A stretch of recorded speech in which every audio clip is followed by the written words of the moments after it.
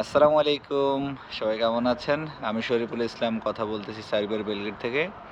তো সার্বিয়ার ভিসা প্রত্যাশী ভাইদের জন্য সুখবর। এটা কাদের জন্য আসলে? এটা একটু ক্লিয়ার করে দিই। যারা হচ্ছে বিগত সময়ে অ্যাপ্রুভ পাইছিলেন, যাদের কোম্পানি ভালো, যাদের কোম্পানির কোনো ক্লেম নাই, কোনো সমস্যা নাই, এটা শুধু তাদের জন্য ভিডিওটি।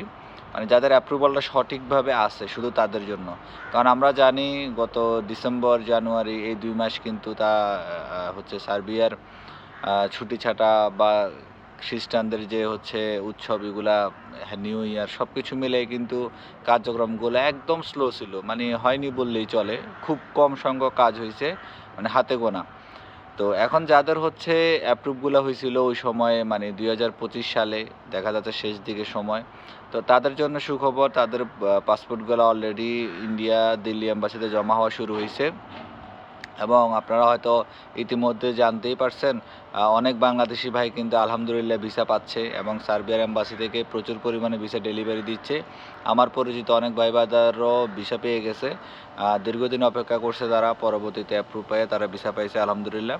তো আমি কিন্তু অনেক আগে থেকেই বিষয়গুলো আপনাদেরকে জানানোর চেষ্টা করতেছি যে আপনারা হতাশ হবেন না। যদি আপনাদের এজেন্সি ভালো থাকে এবং সত্যিকার অর্থে আপনাদের কাজ করে থাকে, মানে সে আসলে রিয়েলি আপনার কাজ করছে, তাহলে হয়তো বা লেট হয়ে গেছে বা দেরি করে ফেলছে। এটা আসলে বিভিন্ন কারণবশত হতেই পারে বা হয়ে গেছে। কিন্তু ভিসা এখন হচ্ছে, বা অনেকে এটা নিয়ে একটা কনফিউশনের মধ্যে আছেন, সার্বিয়ার ভিসা কি আদৌ হচ্ছে বা ভিসা কি ডেলিভারি দিচ্ছে কিনা। এটা নিয়ে অনেকে মেসেজও করতেছেন। ভাই আসলে এখন হচ্ছে অনলাইনের যুগ, মানে কোনো কিছু হাইড করে রাখার কিছু নেই। আপনারা হয়তো দেখতেই পারতেছেন সার্বিয়ার কিন্তু ফ্লাইটও হচ্ছে আলহামদুলিল্লাহ আগের তুলনায় ফ্লাইটের সংখ্যাও বাড়ছে। তো এটা বাড়ার কারণ কি? ভিসা স্ট্যাম্পিং হচ্ছে, ভিসা পাচ্ছে বিধায় তো মানুষ সার্বিয়াতে ঢুকতেছে এবং প্রচুর পরিমাণে ভিসা ডেলিভারি হচ্ছে। গত হচ্ছে যদি আমি ১৫ দিন হিসেব করি, প্রায় 100+ ভিসা ডেলিভারি হইছে। ঠিক আছে? তো আসলে ভিসা হচ্ছে এবং যারা সঠিকভাবে কাজ করতেছে তাদের ভিসাগুলো হচ্ছে। যারা অ্যাপ্রুভ পাইছিলেন, দেখা যাচ্ছে ২০২৫ এর আগস্ট, সেপ্টেম্বর, অক্টোবর মাসে তাদের বইগুলো অলরেডি ঢুকছে এবং স্ট্যাম্পিং শুরু মানে হয়ে গেছে।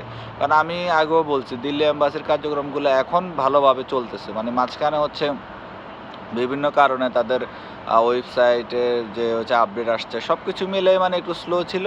তো আলহামদুলিল্লাহ ওয়েবসাইটের কাজও শেষ, এখন আলহামদুলিল্লাহ ভিসাও কিন্তু গণহারে ডেলিভারি দিচ্ছে। সো আমি এটা বলবো, আপনারা যারা আমাকে মেসেজ করে বলতেছেন বা চিন্তিত আছেন তাদেরকে বলবো আপনারা ধৈর্য ধরেন।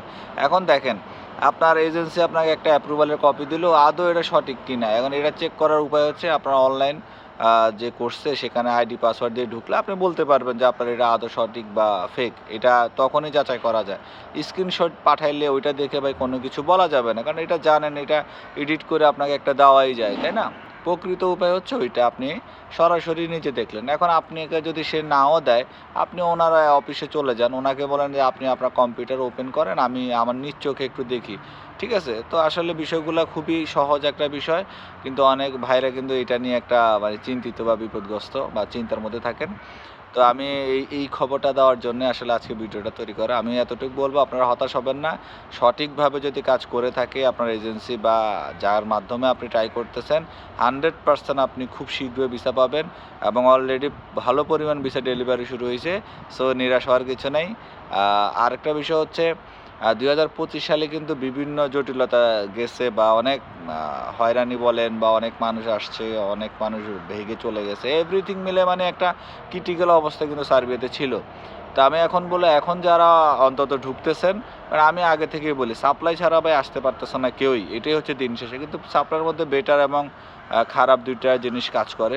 তো তারপরও যে যেখানে আসতেছেন আপনারা একটু কষ্ট করেন। যদি থাকতে চান এক্সাক্টলি একটু কষ্ট করেন, আপনি একটা রাস্তা খুঁজে পাবেন। কিন্তু যদি আইসেই ভেগে যাওয়ার মন মানসিকতা নিয়ে আসেন, তাহলে আমি বলব ২৬ সালেও আপনারা এই কাজটা করেন না। এটা করলে কিন্তু দেখা যাচ্ছে প্রচুর ভাই দীর্ঘদিন অপেক্ষা করে বসে আছে সার্বিয়ার জন্য, কাজ করছে, ভিসা হইছে বা অ্যাপ্রুভ হইছে বা একটা ভালো পর্যায়ে আছে, খুব শীঘ্রই অ্যাপ্রুভ হবে বা ভিসাও পাবে এমন একটা অবস্থা আছে। কিন্তু এখন আইসা ভাইগা চলে গেলে ভাই দেখা যাচ্ছে এগুলো হবে না। এখন একটা কোম্পানিতে একটা এজেন্সি হয়তো বা ১০ জন লোক আনবে, ৫ জনের বিষয় হয়েছে, ৫ জন লোক সে কী করলো, ফ্লাইট করে ওই কোম্পানিতে পাঠালো। এখন দেখা যাচ্ছে ৫ জনের জনের মধ্যে 4 জন ভাইকে চলে গেছে। দেখা যাচ্ছে ওই কোম্পানি বাকি লোকগুলো আনতে তখন চায় না, তখন জটিলতা তৈরি হয়, দেরি হয়, হ্যাঁ। এবং গভর্নমেন্টে কিন্তু গত বছরও কিন্তু সার্বিয়ার গভর্নমেন্টের কিন্তু বাংলাদেশিদের নিয়ে একটা ইস্যু তৈরি হয়েছিল। তো যাই হোক, ওই রেসটা হয়তো কেটে গেছে, কিন্তু এখন পুনরাবৃত্তি হলে দেখা যাচ্ছে হাজার হাজার যুবকের স্বপ্ন নষ্ট হয়ে যাবে। তো মানে একদম হাত রিকোয়েস্ট করে বলবো, আসেন, আইসে একটু স্টে করেন, চলে গেলেও কিছুদিন 6 মাস 1 বছর ওয়েট করে তারপরে চলে যায়। আইসেই ভাইকে চলে যায় না ভাই, এটা কিন্তু আমাদের দেশের হাজারো যুবকের স্বপ্ন নষ্ট হচ্ছে, হ্যাঁ, ক্ষতি হচ্ছে। তো এটাই রিকোয়েস্ট থাকবে আপনাদের কাছে। ইনশাআল্লাহ টেনশন করবেন না, ভিসা হচ্ছে, চিন্তিত হওয়ার কিছু নেই। ভালো থাকবেন। আসসালামু আলাইকুম।